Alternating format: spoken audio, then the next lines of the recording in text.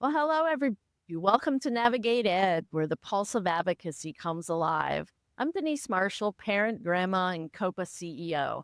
Navigate Ed is hosted by the Council of Parent Attorneys and Advocates, known as COPAA, and we are the nation's leading force protecting the rights of students with disabilities and their families.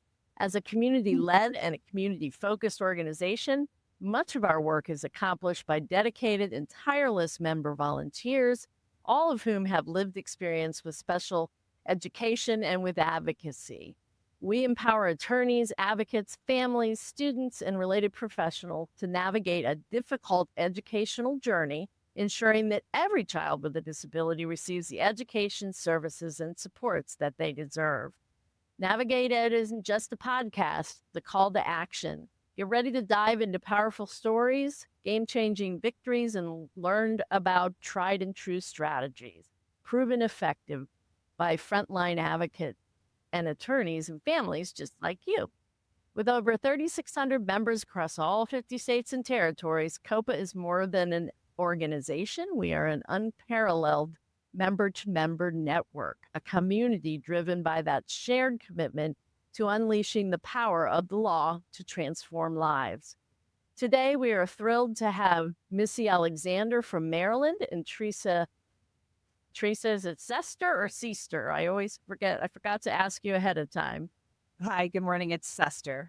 Sester, okay, that's what I thought, from California. Both are COPA board members and current co-chairs of the COPA Parent Committee.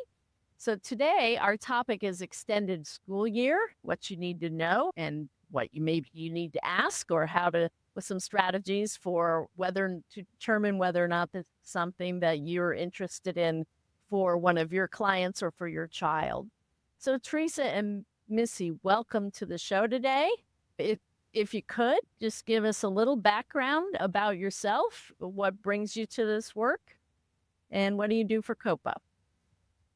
Well, absolutely. Thanks for including us on this. I'm Missy Alexander, and I am, as Denise said, on the board of directors of COPA. And I had the privilege of co-chairing the parent committee with my colleague, Theresa. And I'm also the co-chair of the conference committee. And I have been coming to the COPA conference longer than I can remember, actually.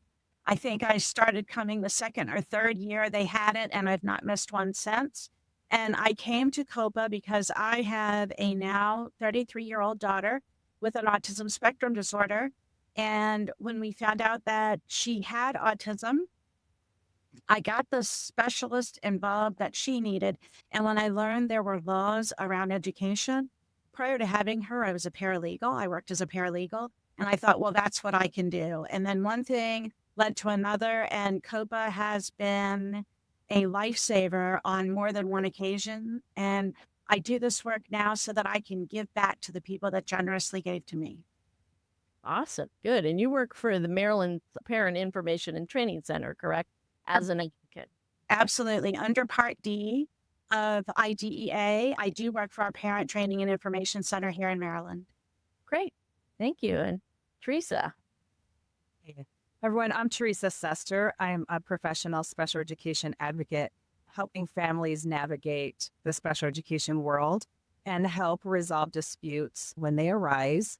I do this work because of my own experience as a parent to a child on the autism spectrum, and I know how important it is to have someone in your corner. Through training and networking from COPA, where I really got my start, I've been able to build a full-time business offering advocacy support and consulting services for families who need help understanding their rights and to make sure that their kids receive the education and services they deserve. I'm also the co-chair of COPA's Parent Committee and a new member of the board of directors. I'm really happy to be here today. Doing a podcast was on my list of things that I wanted to experience. I really feel grateful that you invited us today.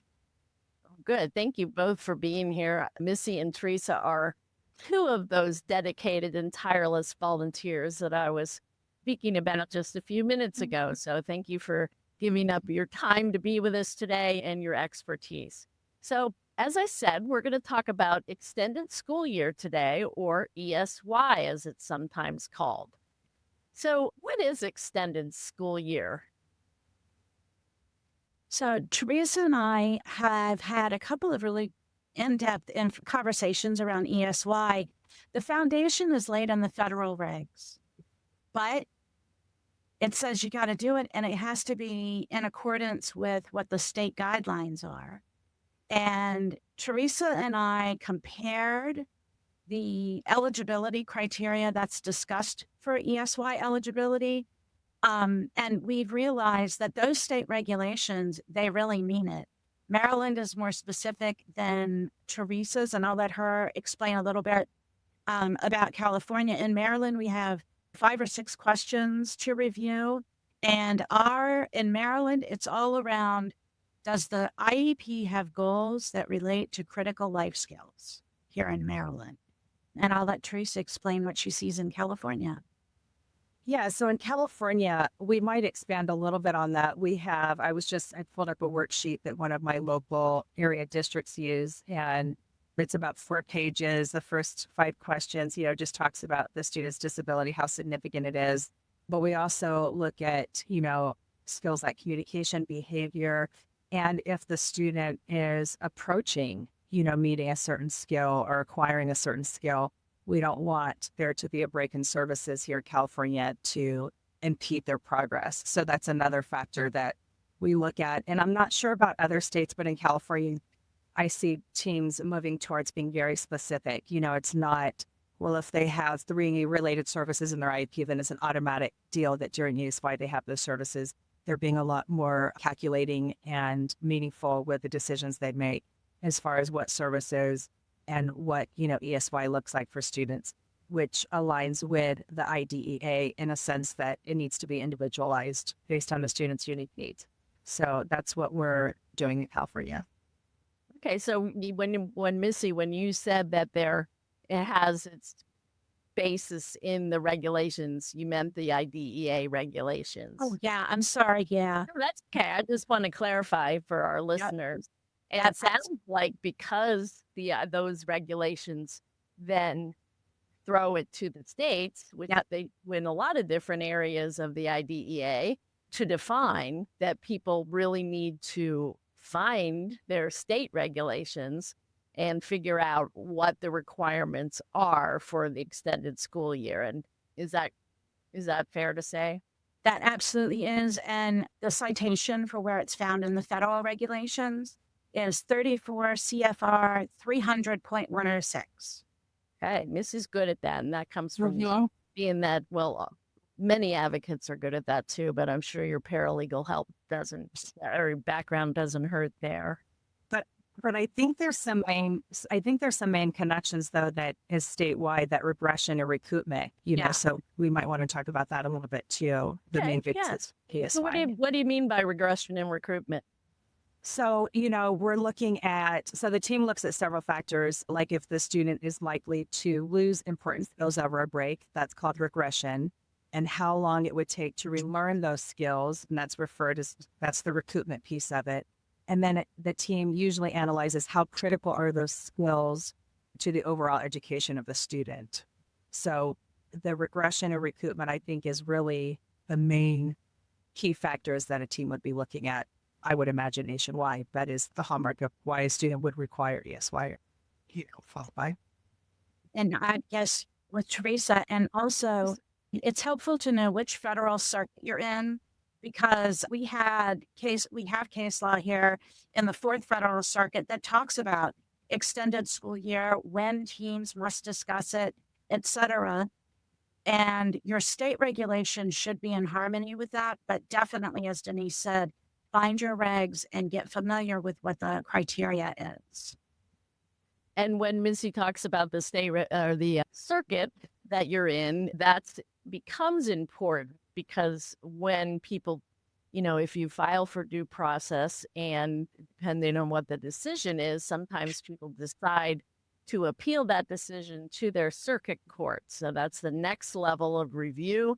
And across circuits, for example, I know in Maryland, we're in the 4th Circuit. And if there continues to be a dispute, sometimes they look at not only what do the Maryland regs say, but what is the pattern across the entire circuit? What have the other states held on that issue. So we're getting a little ahead of ourselves there, but that is certainly part of the equation if the team doesn't agree, because it I believe that extended school year or ESY, the decision is made by the team, correct? You're right. And also, one other key piece that is in the federal regulations is that it is beyond the normal school year. And we typically have ESY discussions about the summertime, but here in Maryland, kids are out of school for Christmas break for 2 weeks. There is Easter break, snow days. I've known some students that have significant regression after a 3-day weekend. So it's beyond the normal school year, not just summer. Okay. Is that true in California as well, Theresa? So we see ESY primarily during the summertime, but I think that a team could, if there was needs beyond that, I'm sure a team could discuss it. I haven't seen it specifically outside of, summertime. That's generally when we see ESY. So really, in terms of eligibility, any student with a disability who's eligible under the IDEA could assert that extended school year or receiving services outside of the normal school schedule was necessary for them, either for as Theresa said, for regression or recoupment purposes, and or to they'd have to meet the criteria outlined in the questions that are presented by your state. Is that correct? Yes. Yeah, that's correct. Okay. And, is this something that typically people do request? And what might be some of the reasons for the benefits for being determined eligible, even if, for example, you don't know whether or not you're going to be around for all of, the summer, or, you have let's say you might have a split custody agreement or whatever it might be that, interferes. Should people still perhaps consider? Yeah, I think so for sure. I think it's better to have ESY eligibility and not need it than need it and not have it, when you find out, that maybe a different decision should have been made. And sometimes parents aren't sure until close to the summertime, and then they can see how their child responds, outside of school, and maybe having those resources available would be very helpful to them. Okay. And it is the goal of ESY is not to make progress. The goal is to maintain, so that when you step off that bus in June, when you get back on the bus in August or September, we know that all kids they do forget some things, but for some students, they need to maintain in order to not lose meaningful progress during the school year. Okay. And once you become eligible, is that something that you remain eligible for, like the IDEA, or is it a decision that the team has to make every year? Here in Maryland and on the circuit, we consider it every year. Yeah, and in California, the same. It's every year, or it's based on the student's, regular IEP development process. Okay. So it's just one of the questions in the annual IEP. Yes. Correct. Okay. And let's say I, as a parent, want to get ESY for my child, but the rest of the team is disagreeing. What are my options then? So I think if a parent doesn't agree with the team's decision about ESY, they're definitely not stuck. You can ask your district for a prior written notice explaining all of the reasons why they made that decision and what documents and records they relied upon, so that parents can be, fully informed. Parents should definitely put their disagreement in writing. They could also request an additional IEP meeting just to keep the conversation going. Sometimes that can be very helpful. Sometimes teams just don't have enough information or have discussed it, adequately. So, subsequent IEP meetings can be helpful in that regard. And if that still doesn't work, you can look at other options. I've seen some families actually consider requesting independent education evaluations. Possibly there's just missing information that the team needs, and, evaluations could be helpful. Parents could request for mediation, or, ultimately parents could request a due process. So there's a lot of different mechanisms for families to resolve disputes. And so just bottom lines, parents had rights, and there are ways to continue to keep advocating for ESY. And I agree with Theresa on this. At our Parent Training and Information Center, our director has really encouraged us when we review with families what their options are. The first one is they can do nothing and accept what the decision is. If they do that, we encourage families to keep data because all special ed decisions are data driven. And if you want to approach the team about ESY, you want to have the data available to you so that you can use that as the justification for your request. Okay. What kind of data might they look at in certain areas or? We look at it from what does the progress report indicate their level of performance was on their goals and objectives in June when school ends and we get the final report card and progress report. Then, depending on the nature and severity of what is occurring, we look at the progress report from after the first quarter of the school year to compare, is it showing that they regressed and by November they still hadn't caught up? That's one thing. But also, for some students, you can't wait that long. And, here in Maryland, we have, I think they go to school the first 4 weeks, not a full 5-day week. So you want to keep data on during that time as well, stay in touch with the school team about, how they're adjusting to school. So that's sort of the approach that I look at it. Theresa, how do you guys handle it? Yeah, so in California, they do have a general guideline that I see a lot of the districts, if they are collecting data appropriately. I see data collection at the end of the regular school year, end of summer program, at the beginning of subsequent school years, and then before and after vacations. And data for parents, I think it's important for them to look at progress on IEP goals, just how well their students are acquiring the skills. Are they slow to develop in certain areas? Past regression, I think, is important. Did the, child lose skills over breaks? And the parents, document those. Sometimes looking at teacher and therapy notes can be very helpful to show if there's struggles after time away from school. And then behavior changes is something that parents, could document. Are there more meltdowns, setbacks, things like that after vacations? And then, of course, parent observations. As parents, those are the expert, you know what I mean, of the child and the student. And what does it look like at home? And do they see the child losing skills without school? So, again, bottom line, ESY, like Missy said, is about protecting those skills, not necessarily to get ahead. So it's important to have, data and to be looking at other records and talking to the team of the school.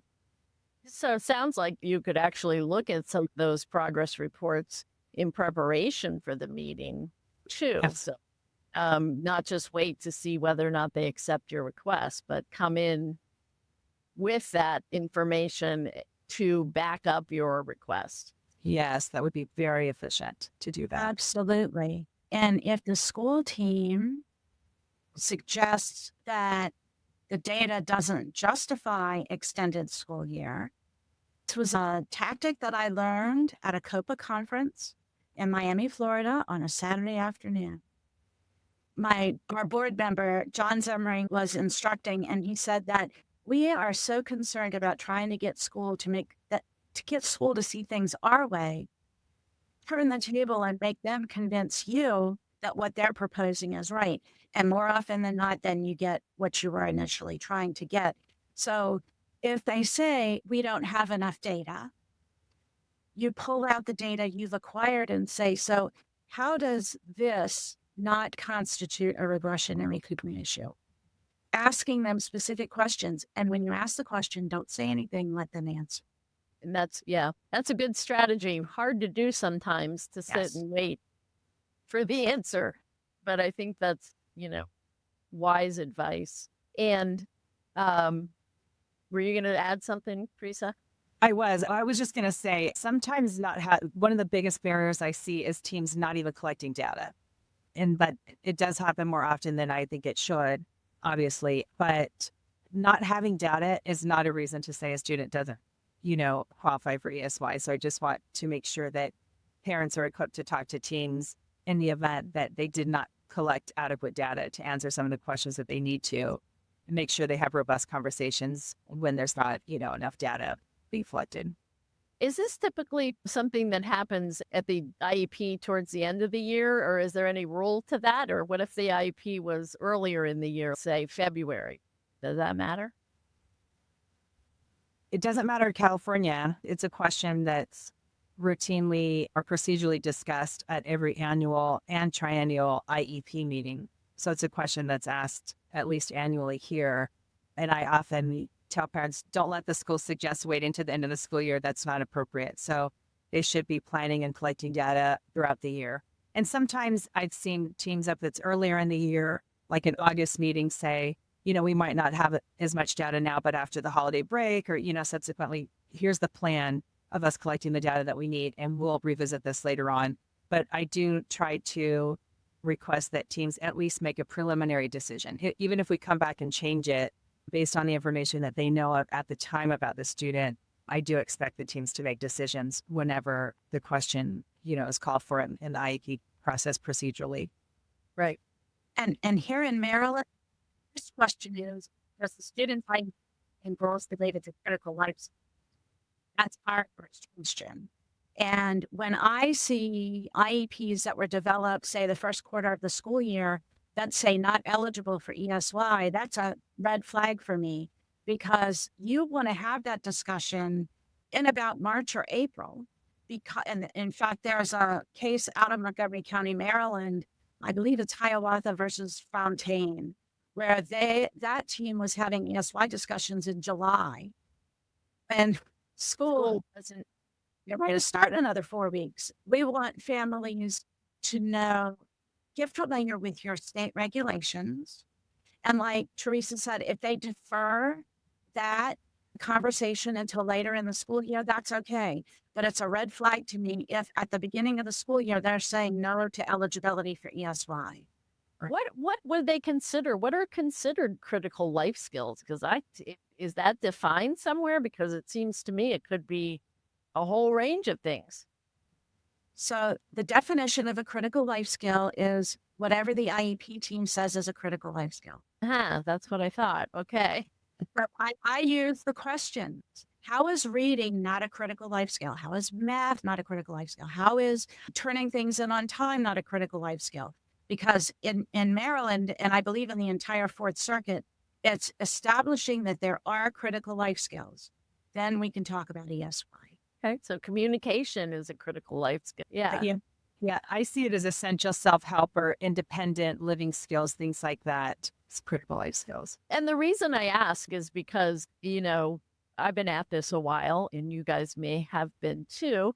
And so I still have in my head when they talked about critical life skills, they were talking about toileting and, because that's what they used to mean. And, they didn't think of like math and reading and communication as critical life skills. So I think, I would encourage people to do, as you said, is to think about each goal, not only how it relates to the student's goals for themselves or the family, but why it's critical for their life skills, and make those points, get those in the meeting minutes, because then it's harder for some on the team to, go back and say, oh, well, we disagreed that isn't working on any critical life skills when they've already agreed on those goals and in a previous meeting.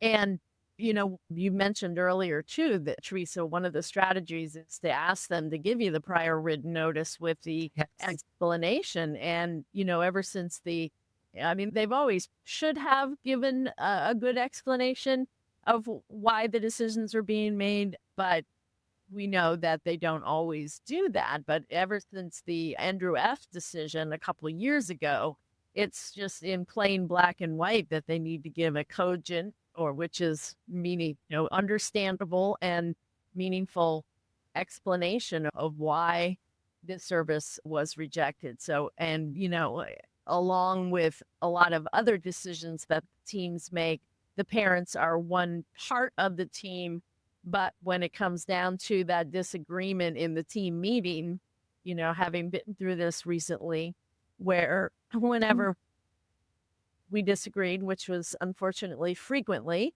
then they would turn to the LEA representative and say, "Okay, it's your turn. Your decision now. What do you decide?" And guess what? 100% of the time, they decided what the other members of the school team were asking for. Now, that unfortunately is an example of a team that was not working well together. So hopefully people don't, have that kind of experience in their meetings. But you very well may. But again, I think that if you think about it as part of the whole.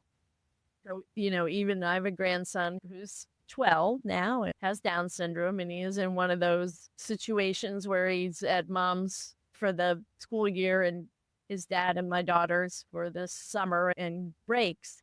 And they're in different states. So they've never had the ESY discussion. And finally, recently, we were talking together and I asked the question. I said, well, why wouldn't you at least want to document it in whether or not you ever use it in the state of North Carolina, and now they're thinking about moving him up to Pennsylvania with my daughter and her husband rather than go to due process because we've had such a difficult time. And now they have started to get, because they realize, oh, we probably should have had that in there already, because now we have to show why is it necessary now when it wasn't before. And so that's just something for people to think about. Like I said earlier, even if you don't know whether or not you're going to use the services, that's okay. You're not committing to it. You're not, going to be in trouble. Then it's not like they're going to be truant if summer comes along and you decide that your family's going to, Alaska for the summer or something like that. Then, it's not like you'd have to stay back because you said that your child needed ESY, correct? Am I understanding that correctly? Yes. Yes, you understand that correctly. Okay, great. Well, we talked about the fact that ESY programs are not supposed to be a one size fits all. I believe you said that already, Theresa. But, is that they're also not supposed to, for example, try to put students in an autism classroom because they have the diagnosis of autism. We know that does happen sometimes. So what can you give some examples of what either a typical ESY program might look like and versus maybe some atypical things that you've come across that people have been able to get in their IEP as ESY? Well, I'll go first. I have a couple of responses. It's not supposed to be a one size fits all. But when my daughter received ESY, I knew that it was a more provider, and I was okay with that because she was working on communication and math, a few things where she needed to be free from distractions. I have assisted one family that comes to mind. Their student needed ESY, but they needed it outside of the normal window. They needed it the last couple of weeks in August to help them transition to the new school year, replacement, new teachers, etc. So those are sort of outliers. Now, what I have seen and encouraged to kind of urge is here in Maryland, each county has a camp for kids with disabilities through Parks and Recreation. And I have seen a lot of ESY services given at camp, where they're in groups and they have an opportunity to employ the skills that they are learning. And it doesn't just have to be the camp that the county offers. It could be any type of setting that your child is going to be in where they will have peers around them and ask that services come to them there. Okay, so the county would pay then for those services if they went to it somewhere different than what the county is offering. Yes. Theresa? Yeah, ESY programming really depends on the student, and it could be academics, just, or related services and therapies, behavior support, communication, things like that. It's really whatever the team decides is necessary to keep the student moving forward. And, like Missy said, and we talked earlier, schools just can't say, here's our summer program, take it or leave it. ESY has to be individualized. If the standard program doesn't meet a child's specific needs, I encourage parents to advocate and push for something different. And, just thinking about an ESY kind of out of the box story, I had a client with a preschool student who's qualified for ESY, but the public schools preschool program wasn't appropriate. ESY program setting wasn't appropriate. And the district agreed that the program would consist of a private preschool that the student had already been enrolled in, and the district provided ABA behavior intervention services at the private preschool and also provided a speech pathologist to work on communication goals in that same environment. So the student didn't attend the public school ESY classroom or program. They received services, just the specific services that the team felt what was required in the private setting. So that's just one, story about that. And then I often tell parents, if the ESY program is not tailored to the child's specific needs, it's not really true ESY, because all of the decisions on what that program looks like is based on the student's individual and unique needs, and it should be. Okay, great.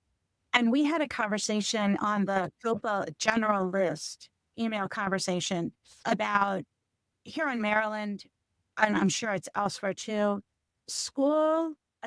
mandatory school attendance starts when they're 5 years old. But we know that we have children aged 3 to 5 before they go to kindergarten that have IEPs. And the school systems were not tailoring how they assign the student to the pre-K class. And we had one family that said absolutely they can't go into the afternoon class for a variety of reasons. And one of the big ones is medical. And school was saying, our morning class is filled. If he can't come in the afternoon, then he just doesn't come. And so I threw it out on the COPAA listserv, as I do when I want to hear some sage advice. And one of our attorney members in Florida, Rosemary Palmer, said that the parents should push for a second morning class because she can't imagine that there aren't other families similarly situated as this family.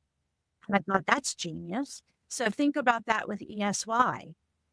There may be other families that are similarly situated as yours or the family that you're working with, and maybe prompt them to create something in addition to what they had, their out of the box program so that other children. Okay. Super. Thank you. Any other advice on ESY before I ask you a little more about the parent committee? Any other advice you want to give our listeners about ESY? Know your state regulations. Okay, so you've all got some homework out there. If you don't yet know what your state requires, you gotta look it up and start with your state Department of Education or your Protection and Advocacy or association or agency or your Parent Information and Training Center. They probably all have that information that they can share with you. Yeah. Okay, great. So you both have mentioned that you are co-chairs of the parent committee. What kinds of things do you guys do with the committee, and why should parents join? Well, this is Theresa's and we're entering our second year of doing this. And this time last year, Theresa and I tried to be very thoughtful and intentional about meeting the needs of our parent members of COPAA. And we started that with an interest survey of what people were interested in. We're very fortunate that we have Alana with COPAA that gives us the admin support and helps us with that. And then we took that feedback and created an agenda of topics that we would discuss in the coming 12 months. And Theresa and I also put together a list of topics that we would try to start a conversation on the parent member listserv to get them to engage with each other, prompt, how did you handle this? And we're getting ready to do another interest survey, and that will drive what we do, because Theresa and I very strongly feel that our parent members deserve to have their needs met. And we don't want to come at them with, this is what you need to know. We want them to tell us, this is what I need to know more about. Great. What are some of the topics that you covered, just out of curiosity? Theresa's very good at keeping notes. Yeah. So I want to just say that we meet the third Monday of each month. And some of the topics of trainings that we offer is like measurable goals, assessments, conflict resolution. ESY, I think, was our last topic. Our upcoming topic is this technology, and we're going to have an AT kind of guru or expert join us. And, there's just various topics that we discuss. And I just want to add that the parent committee, in my opinion, really is about empowering parents through the education, the training, but also support and community, just to expand on some of what Missy was talking about related to that. We are building a really nice supportive community for parents. And I love, as each meeting, expands every month, just more of the questions and dialogue and the exchange of information, oftentimes the parents, exchanging emails or contact information. And I just feel that's very important in our organization, and something that also, COPAA in general offers as well. Yeah, that's really our goal, is to be that peer-to-peer network and to give people the tried and true strategies. And as Miss said, when she shared something, another member came up with a novel idea that we might not have thought of on our own. So that's, what we're striving for. And the parent committee is one of, I think, about 10 committees that we have on various things. Of course, the annual conference that Missy's talked about a few times, that will be in Crystal City, Virginia in March of 2026. So we're always the first week in March. If you want to block your schedule off, that would be great. Okay, well, thank you both so much for being here today. Really appreciate, again, your time and your expertise. And if people are interested, if you're not yet a member of COPAA, all you got to do is go to www.copaa.org and click on the Join Us tab at the top. If you are already a member of COPAA, you can just go to the Volunteer and the Committee tab under our community and our work and sign up for the parent committee. As Missy and Theresa said, there's not only focused discussions, some trainings, sometimes special guests, but also a whole lot of discussion going on every day through our listserv, which is really like a discussion board by email that people can do, on their own time. Again, thank you both for being here today. Really appreciate it. Thanks for having us. Thank you. And listeners, make sure you join us next time, because we're going to be talking about present levels of performance with Amy Bond, who's one of our consulting attorneys. She does a session called It's 10 o'clock. Do you know where your children are? Mm-hmm. And she's going to help us look at those present levels of performance, or plops as they're sometimes called, and discuss, how critical they are really to designing an individualized and meaningful program and ambitious goals for the IEP, but also what we've talked about all hour here, which is in keeping track of how people progress and whether the student is making meaningful progress on their goals, and looking at, knowing what those present levels are in a very measurable and, concrete way helps you determine many things as part of the IEP process. So that's going to be our next topic. And we hope to have everybody here. And reminder just to follow Navigate Ed on social media or visit our COPAA website. We have a page for the Navigate Ed that you can listen to current or past and see what's coming up. So again, thanks everybody for being here today, and enjoy the rest of your day.